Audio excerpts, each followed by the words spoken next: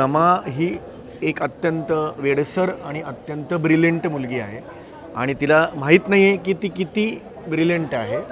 हा तिचा plus point आहे. ज्या दिवशी तिला कळेल ना त्या दिवशी नमा थोडीशी वेगळी वागायला लागेल. आता शिवा तुम्ही म्हणाल फोटो कसे टाकते असे असे फोटो टाकते.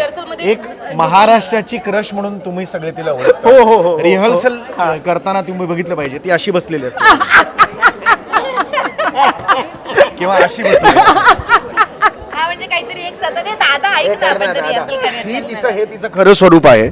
सचिन गोस्वामी सर, सचिन मोठे सर, समीर आहे, प्रसाद आहे. आम्ही फार पहिल्यापासून एकामेकाला ओळखतो. हे चांगले लिहितात पण आणि त्यांचा परफॉर्मन्स तुम्हाला माहिती आहे. तर ह्या कार्यक्रमात आम्हाला संधी मिळाली आणि इतक्या वर्ष काम केल्यानंतर ह्या कार्यक्रमातून आम्ही घराघरात पोहोचलो ह्याचा आनंद वाटणारच.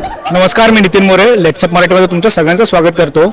बरं तर महाराष्ट्राची हास्यजत्रा हा कार्यक्रम न कोणाला माहिती नाही असं कोणच नसणार आहे. फक्त महाराष्ट्रामध्ये नाही तर संपूर्ण जगामध्ये या कार्यक्रमाचं नाव जे आहे हवा झाले आहे. आणि लंडन रिटर्नचे चेहरे कसे असतात तर ह्याच्यावरून हे हे हे आहेत खरे लंडन रिटर्नचे चेहरे. म्हणजे किती उजळलेले आहेत ते, कशा चांगल्या पद्धतीने उचलते हे चेहरे आहेत.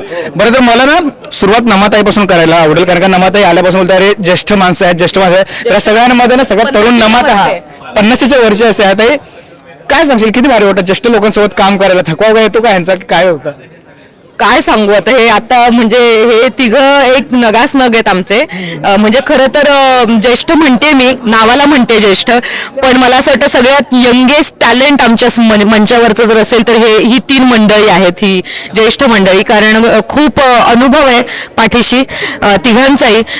अनेक नाटकांमधनं अनेक प्रयोग केलेत, रंगमंच गाजवलेत आणि टेलिव्हिजन गाजवलेली अशी ही मंडळी आहेत. आणि ह्यांच्या सोबत आणि ह्यांच्या समोर काम करताना एक पोटात गोळा असतो, वेगळं प्रेशर असतं. मी ह्याच्यामध्ये अजिबात कुठलाही उपहास नाहीये जर कोणाला वाटत असेल तर.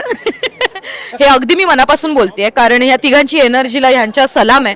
मला नाही माहित, मला वाटतही नाही की मी 50शीला जेव्हा येईन तेव्हा मी ह्यांची एवढी एनर्जी देऊ शकेन का. कारण आताच मगाशी मला कळलं की शिवाने माझी कमरेची ऍक्टिंग वगैरे करून दाखवली. तर हे माझं तुझ्यासाठी तर शिवाने माझी कमरेची आईग वगैरे करून दाखवली. तर मी बघते तिच्याकडे नंतर. सोडणार नाही मी शिवाला. तर ती ए चला ना रिहर्सलला असं वगैरे करत असते, एक हलकं तिचं चालू असतं. तर शमची शिवाय पण एनिवे, हे जे 3 मंडळी बसली आहेत त्यांच्या सोबत काम करताना खरंच खूप मज्जा येते. खूप शिकण्यासारखं आहे. समीर दादाकडनं रिॲक्शन शिकण्यासारखे आहेत, कॅरेक्टर शिकण्यासारखे आहे. अरुण कदमांची तर एनर्जी, 60 वर्षाचा माणूस आहे पण अजिबात 6 वर्षाच्या मुलासारखं बागडत असतो रंगमंचावर. आणि मोरेंची एक वेगळीच काय म्हणून एक सटल कॉमेडी आहे. एक सहज काही बोलून जातात गोष्टी आणि बारीक बारीक बारीक बारीक जागा काढतात, बारीक बारीक ऍडलिप्स असतात, त्याच्यातनंही ते लाफ्टर्स काढतात. तर अशी विनोदाची 3 बसण्याची स्टाईल बघा म्हणजे एक विचारवंत. तर अशी ही आमची 3 मंडळी आहेत. सगळ्यात हास्य जत्रेतली सगळ्यात लहान मुलं आहेत ही 3. मला ना समीर दादाकडून सुरुवात करायला आवडेल. दादा आता सुरुवात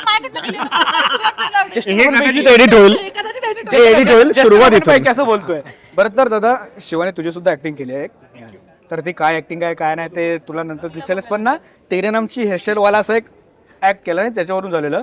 किती भारी वाटतं की जी मित्र बोलून की ही नवीनची पिढी आहे किंवा ज्या पिढीसोबत तुम्ही काम करताय ती सुद्धा तेवढीच दमदार आहे, पॉवरफुल आहे, तुम्हाला तेवढीच तोड देणार आहेत. किती प्राऊड वाटतं की आपल्या हातामध्ये खेळलेली मुलं आणि आपल्या सुद्धा काहीतरी यांच्या करिअरमध्ये का होईना थोडाफार हातभार आहे. काय सांगाल?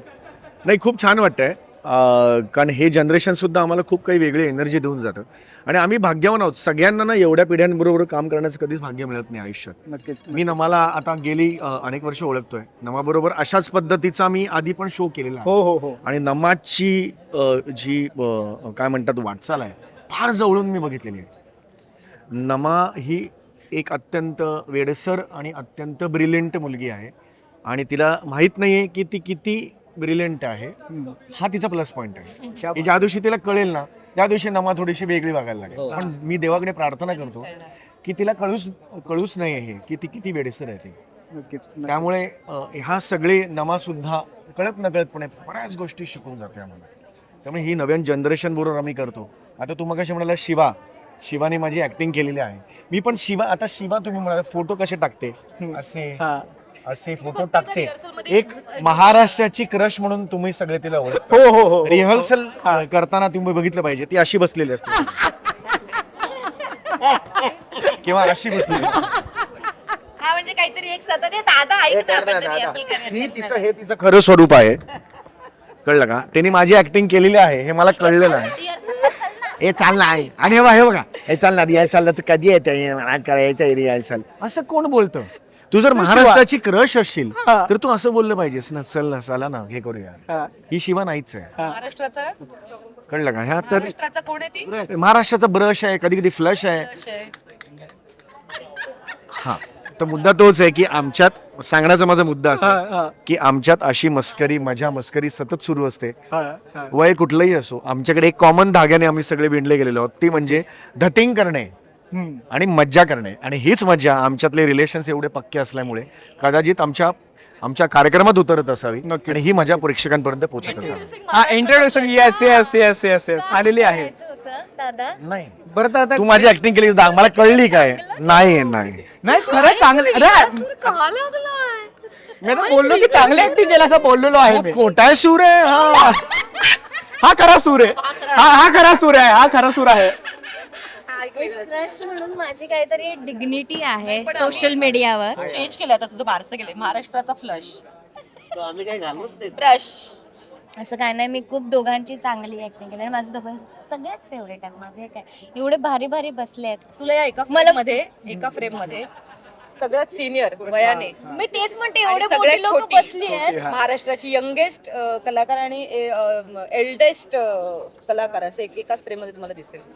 पण मी सॉरी मगाच्या इंटरव्ह्यू साठी पण मजा आली. नाही पण ऍक्च्युली मजा आली कारण का ना जसं दादा पण बोलला ताई पण बोलली की ना मी तेच प्रश्न विचारला की किती भारी वाटते की ही नवीन पिढी सुद्धा तेवढीच तोड उत्तर देते. मग त्यामध्ये ऍक्टिंग करणे असू दे किंवा अजून गोष्टी काही असू दे. मला अरुण सरांना विचारायला आवडेल की मी आलेच. अमेरिका वारी झाली, लंडन वारी झाली, सिंगापूर वारी झाली, लंडन वारी. हा तर किती भारी वाटते की आयला लंडन वरून आलं भाई. आता काय कमी राहिले काय सांगा? तसं फार काही नाही, कारण मी नाटकाच्या माध्यमातून खूप दौरे Yes. केले, सिनेमाच्या माध्यमातून आउट ऑफ इंडिया फार केली. पण हास्य जत्रेचे एमएच लाईव्हचा शो करताना जो आनंद झाला ना तो मला कधीच नाही झाला. त्याचं कारण तिथे इंग्रजी बोलणारी लोक आमच्याशी मराठीत बोलत होते. म्हणजे नवीन म्हणजे आता ते नवीन तरुण पिढीतले मुलं जी शाळेत इंग्रजी बोलतात आणि आमच्याशी मराठी बोलतात, तोडका मोडका होईना पण ते प्रयत्न करतात ना, तो आनंद आम्हाला जास्त आता ह्या लंडनच्या दौऱ्यात खूप आनंद झाला. आणि आमचे सगळ्यांचेच डायलॉग ते लोक म्हणत होते. त्यांना फोटो काढण्यापासून सगळ्या गोष्टी इतके एक्साइटिंग होते ना, म्हणजे मुंबईत तसं तेवढे एक्साइट फार आहेत पण कमी, पण तिकडे खूप लोक आहेत.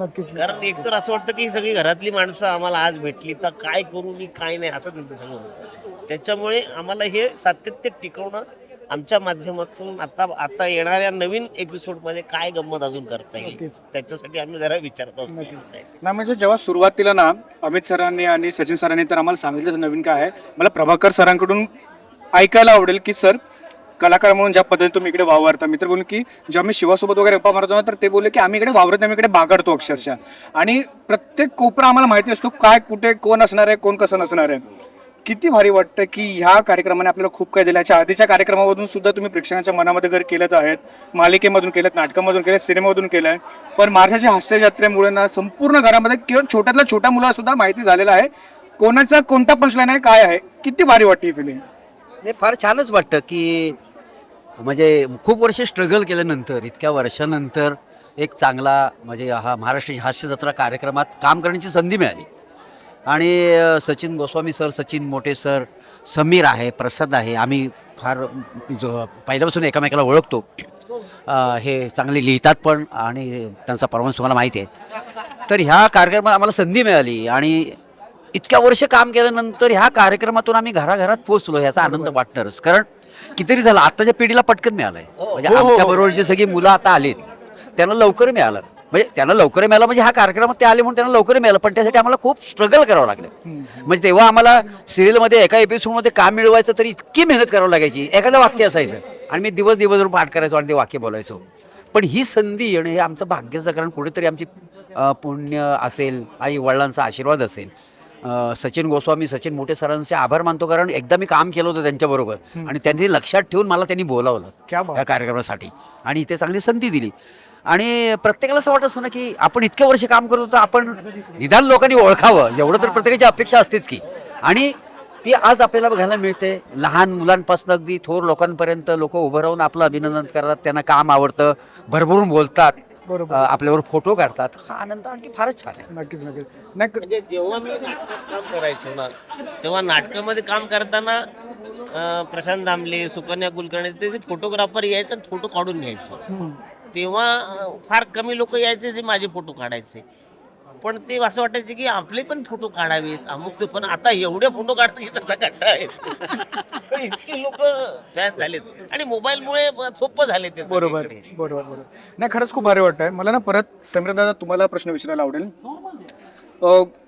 कोणताही भाग असू द्या किंवा कोणतेही स्किट असू द्या, म्हणजे तुमचा आणि अरुण सरांचा किंवा तुमचा आणि प्रभाकर सरांचा किंवा तुमचा आणि नमाताईचा वगैरे कोणताही स्किट असू द्या, तर प्रत्येकाची ना ती एनर्जी ना, ती जबरदस्त एनर्जी पहिल्यापासून शेवटपर्यंत लागलेलीच असते.